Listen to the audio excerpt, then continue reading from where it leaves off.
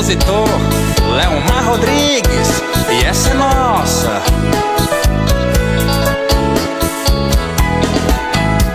Adoro quando você chega assim e fala em meu ouvido bem baixinho: te amo. Eu vejo nos teus olhos um desejo, então eu te abraço e te beijo, e a gente se ama. Me diz que sente o frio que é meu calor, fala que eu sou seu grande amor. Diz que não vai mais me deixar, fala